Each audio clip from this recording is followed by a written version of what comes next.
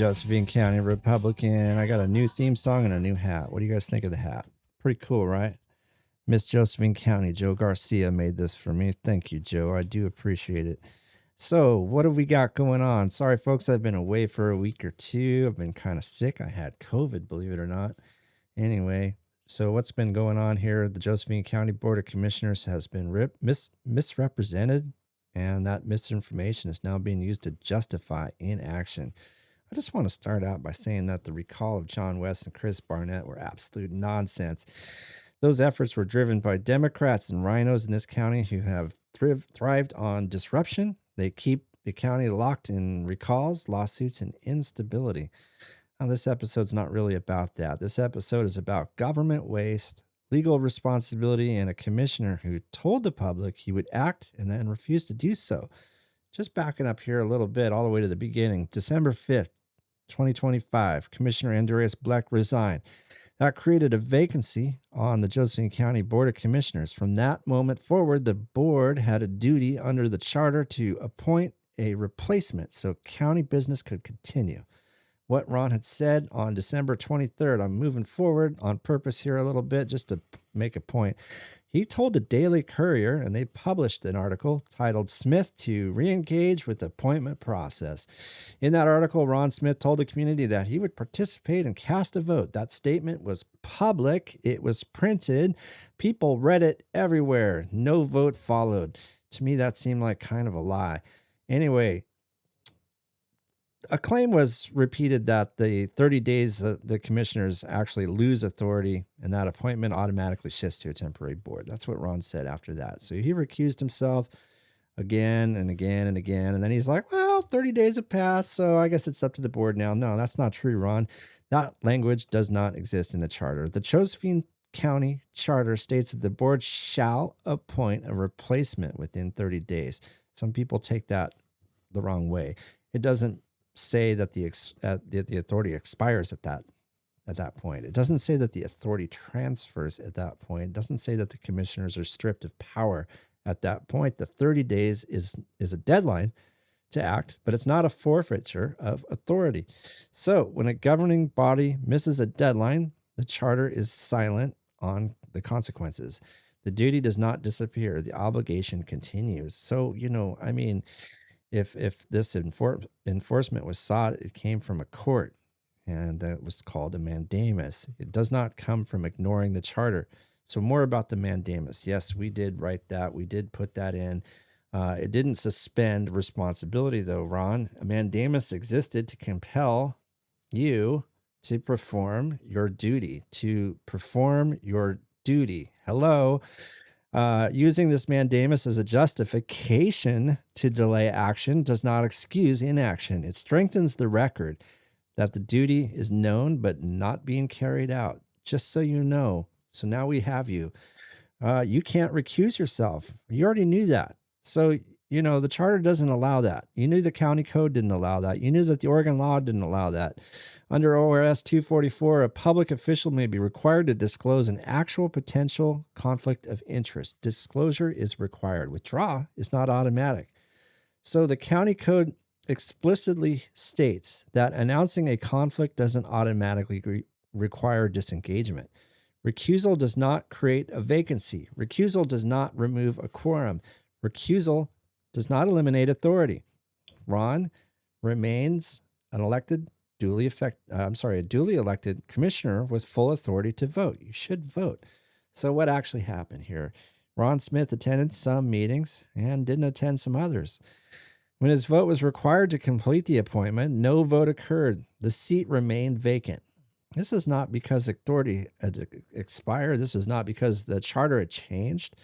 This was not because a temporary board had taken over. This occurred because he chose not to act. And actually, legal counsel and the Democrats and the rhinos cheered him on. They told him, oh, you're doing a good job. The people's commissioner. You're our people's commissioner, Ron. Don't doing your job. Wow. What a waste of county resources, though, folks. Meetings were, noticed. Agendas were prepared. Staff time was spent. Public time was spent. People went there. They expected results. County resources were used repeatedly while the appointment remained unfinished. Throughout this period, Ron Smith continued to receive his full salary and benefits. Taxpayers paid for staff work, administration overhead, and a commissioner's salary while no appointment was being made. That's government waste, folks, caused by a refusal to act, period. So I'm going to put this video on. This guy's my hero. I think a lot of you have already seen this, but just in case, I'm going to go ahead and put this video on. This is great. Here, let me go ahead and start this. I don't want to address Ron Smith here. You've been running for this position for decades. I've supported you when I thought you could win, and I've not supported you when I didn't think you could win for various reasons. I supported you this last time around because I thought you could win and did win. You were put in by the conservatives. I'm conservative. Your job, what I pay you to do, what everybody pays you to do, is do your job. There's no such thing as backroom deals or this other baloney, because it takes both of you to put it together. If you don't like something Chris is doing, you could say no, and vice versa. So there is no backroom deals unless you or Chris agrees to it. So when you're saying I'm taking the high road, the ethical ground, you're not. You're not doing the job. You're not going on record saying who you're in favor for or not. If you don't like somebody, come up with your own candidate list. Or better yet, put out an email, put an ad in the paper, ask for candidates, ask for people to submit, talk to people about it. I have the right to pressure you. I have the right to petition you. And not only that, is my duty to do that. That is not a threat. I've heard you complaining about threats. A threat would be if I walked out to you and said, I'm going to break your window out if you don't vote how I want to do. That's not what's going on. Even threatening to recall you is not a threat. That's a legal thing you can do. So why aren't you doing your job? Have you looked through your, I'll challenge everybody. Start looking at Facebook profiles. There's a whole lot of people that magically are supporting you, the conservative.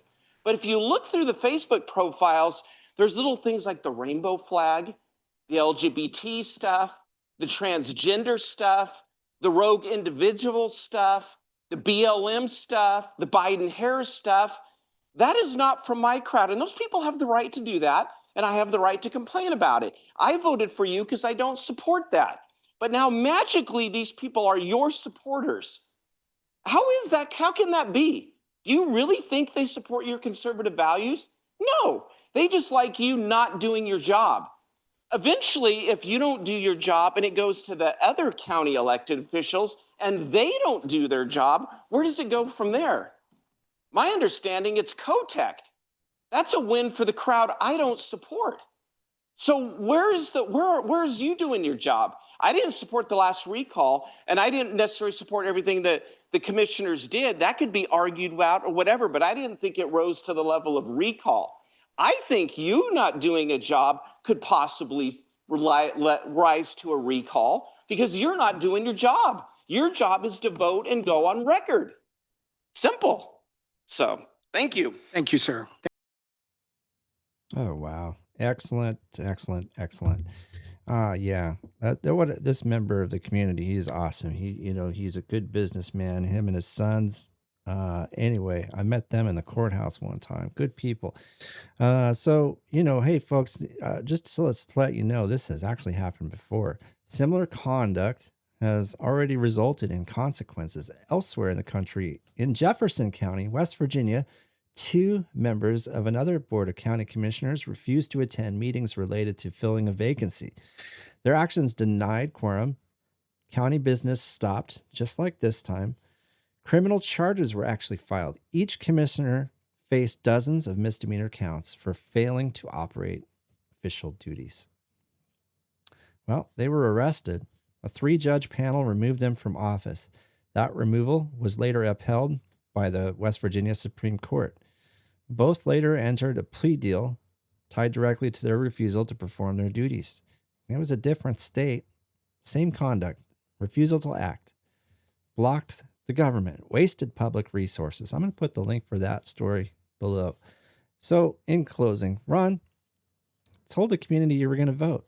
You didn't. The county charter did not remove your authority. The county code did not excuse you. ORS 244 did not allow your withdrawal. The duty to appoint continued to exist. County resources were spent, taxpayers paid, the seat remained vacant. This is not necessarily a personal attack against you. I tried to reach out to you multiple times. I wanted to talk to you about this, get this sorted out, show you this case that happened in West Virginia. It's a record of actions, law, and outcome.